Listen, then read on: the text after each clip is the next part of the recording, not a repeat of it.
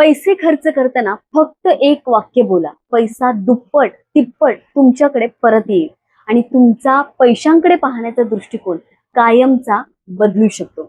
नमस्कार मित्रांनो, मी प्रियांका पुन्हा एकदा आजच्या नवीन व्हिडिओमध्ये पुन्हा एकदा मनापासून स्वागत करते.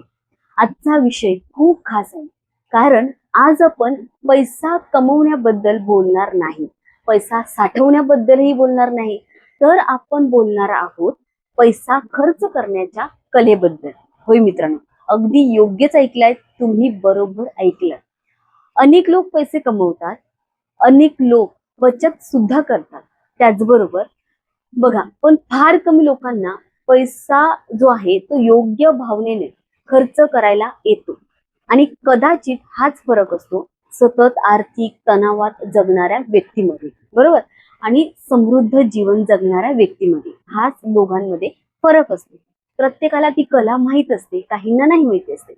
एका छोटासा मी ते प्रश्न बोलते की जेव्हा तुम्ही एखाद्या दुकानात पैसे देता किंवा युपीआय करता, युपीआय ने पेमेंट करता किंवा वीज बिल भरता, तेव्हा तुमच्या मनात कधी असा विचार येतो का, अरे पुन्हा पैसे गेले, आता मी काय करू, एवढा खर्च झाला, खर्चच खर्च आहे, बँक बॅलन्स कमी होत चाललाय, असं तुमच्या मनात प्रश्न येत असेल? जर तुमचं उत्तर हो असेल, नीट ऐका, जर तुमचं उत्तर होय असेल तर हा व्हिडिओ तुमच्यासाठीच आहे. कारण बघा, नकळतपणे तुम्ही पैशाला एक नकारात्मक संदेश पाठवत आहात. हो मित्रांनो, पैसा म्हणजे काय मित्रांनो? पैसा बघा, आध्यात्मिक दृष्टिकोनातून पाहिलं तर पैसा ही केवळ नोट किंवा नाणं नाही, पैसा ही एक ऊर्जा आहे. पैसा ही एक ऊर्जा आहे.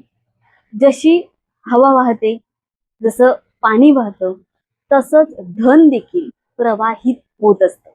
म्हणूनच इंग्रजीत पैशाला करन्सी म्हणतात. आणि करन्सी हा शब्द करंट म्हणजेच प्रवाह या शब्दाशी जोडलेला आहे. पाणी थांबलं तर ते सडतं, खराब होतं. ऊर्जा थांबली तर ती कमकुवत होते. आणि पैसा थांबवून ठेवण्याचा अतिप्रयत्न केला तर मनात भीती निर्माण होते, बरोबर ना? पैसा खर्च करताना आपण काय चूक करतो?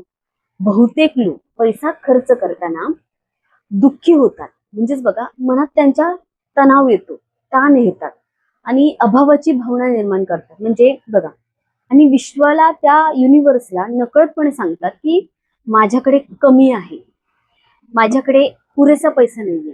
वा मित्रांनो बघा, नीट समजून घ्या, हे युनिव्हर्स आहे, हे विश्व शब्दांपेक्षा तुमच्या भावनांना जास्त प्रतिसाद देतं. तुम्ही काय बोलता यापेक्षा तुम्ही काय अनुभवता हे अधिक महत्वाचं आहे. मी प्रत्येक व्हिडिओत ही गोष्ट सांगते, भावनांकडे तो लक्ष देतो. मग पैसा खर्च करताना काय बोलायचं? आजचा मुख्य उपाय इथेच आहे, मुख्य उद्देश सुद्धा इथेच आहे. जेव्हा तुम्ही पैसे खर्च कराल, नोट द्याल किंवा युपीआय पेमेंट कराल, जीपे कराल, त्याआधी एक क्षण थांबायचं आहे आणि मनात शांतपणे असं म्हणायचं आहे, धन्यवाद माझ्या मित्रा, धन्यवाद माझ्या मित्रा, जा या जगाची सेवा कर आणि परत भरभराटीसह माझ्याकडे परत ये. पुन्हा एकदा लक्ष द्या, धन्यवाद माझ्या मित्रा, जा या जगाची सेवा कर आणि भरभराटीसह पुन्हा माझ्याकडे परत ये. या वाक्यामागील जे काही रहस्य आहे, वाक्यामागील, तुम्ही विचाराल हे बोलण्यात काय शक्ती आहे, हे जे आपण बोलत आहे याच्यामध्ये काय शक्ती आहे? तर मित्रांनो बघा, या वाक्यात 3 गोष्टी आहेत. एक म्हणजे धन्यवाद, कृतज्ञता. जेव्हा तुम्ही धन्यवाद म्हणता तेव्हा तुम्ही पैशाचा आदर करता, बरोबर. तुम्ही त्या युनिव्हर्सला सांगता, माझ्याकडे खर्च करणे इतकी क्षमता आहे. कृतज्ञता ही समृद्धी आकर्षित करणारी सर्वात मोठी ऊर्जा मानली जाते. मित्रांनो, आता दुसरं म्हणजे सेवा. जेव्हा तुम्ही असं म्हणता की जा या जगाची सेवा कर, तेव्हा तुम्ही पैशाला एक सकारात्मक उद्देश देता, बरोबर. उदाहरणार्थ पहा, तुम्ही भाजीवाल्याला पैसे देता, बरोबर. ते पैसे त्याच्या मुलांच्या शिक्षणासाठी वापरले जाऊ शकतात, घरात काही खर्च असेल त्याच्यासाठी वापरले जाऊ शकतात, घरासाठी वापरले जाऊ शकतात, औषधांसाठी वापरले जाऊ शकतात, बरोबर. समजून घ्या, म्हणजे तुमचा पैसा कुणाच्या तरी आयुष्यात चांगुलपणा निर्माण करतो. बरोबर. आता तिसरी गोष्ट, परत येण्याचा संकल्प. जेव्हा तुम्ही म्हणता भरभराटीसह पुन्हा माझ्याकडे परत ये, तेव्हा तुम्ही अभावाचा नाही तर समृद्धीचा विचार करत असता. तुम्ही मनाला सांगत असता, काय सांगता? धन माझ्या जीवनात सतत प्रवाहित होत आहे. बरोबर. एक उदाहरण इथे आपण समजून घेऊ. बघा, समजा तुम्ही दुकानात गेला आहात आणि तिथे 500ची खरेदी केली, 500 रुपयांची खरेदी केली. आता पैसे देण्याची वेळ आहे. बरोबर.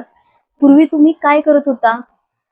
पटकन पैसे तुम्ही देत होता. पैसे दिले आणि मनात विचार केला की पुन्हा 500 रुपये गेले. आता काय करू? एवढे पटकन एवढ्याच वस्तू घेतल्याने 500 रुपयाचा खर्च आला. आता काय करायचं? नोट हातात घेता किंवा जीपे करता, UPI स्क्रीन कडे बघा. पण काय करायचं ते बघा. त्यावेळी तुम्हाला हसायचं आहे, मनात म्हणायचं आहे, धन्यवाद, या पैशातून सर्वांचं कल्याण हो आणि समृद्धीच्या रूपाने पुन्हा माझ्याकडे परत येऊ. फक्त एवढंच तुम्हाला यावेळी करायचंय. UPI पेमेंट करताना काय करायचंय? आजकाल बहुतेक व्यवहार जे आहेत ते डिजिटल झाले आहेत, म्हणून हा उपाय तिथेही लागू होतो. पे बटन दाबण्याआधी 1 सेकंद थांबा. फक्त 1 सेकंद थांबायचं आणि तीच भावना मनात निर्माण करा. तुमच्या खात्यातून पैसा जात नाहीये, तर तो कार्यासाठी बाहेर पडतो आहे आणि योग्य वेळी पुन्हा परत येणार आहे. ओके. असं तुम्हाला त्यावेळी भावना आपल्या मनात आणायची आहे. सर्वात मोठी अडचण काय येते? शंका, डाऊट. अनेक लोक काय म्हणतात, हे खरंच काम करेल का? तुम्हाला हा व्हिडिओ पाहताना असं वाटलं असेल की हे खरंच काम करेल का, ही मॅडम काही सांगते. मित्रांनो बघा, याकडे चमत्कार म्हणून पाहू नका, याकडे मनाचा व्यायाम म्हणून पहा. कारण जेव्हा आपण पैशाबद्दल सकारात्मक विचार करतो तेव्हा निर्णय चांगले होतात, संधी जे आहेत ते अधिक स्पष्ट दिसतात आणि आर्थिक ताणतणाव कमी होतो. बरोबर. पुढील 7 दिवस मित्रांनो, फक्त 7 दिवस हा प्रयोग करा. फक्त 7 दिवस. प्रत्येक व्यवहारात 10 रुपये असू दे, 20 रुपये असू दे, 100 रुपये, 500 रुपये किंवा 10,000 रुपये असू दे, प्रत्येक वेळी हे वाक्य मनात बोलायचं आहे आणि स्वतःमध्ये होणारा बदल तुम्हाला पाहायचा आहे.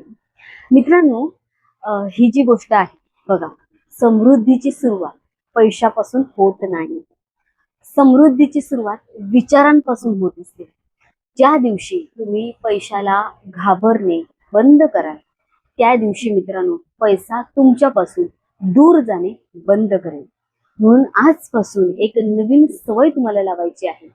पैसा खर्च करताना दुःख करू नका, त्याला आशीर्वाद द्या आणि विश्वास ठेवा की जीवनात भरभराटीचे नवीन मार्ग उघडत आहे.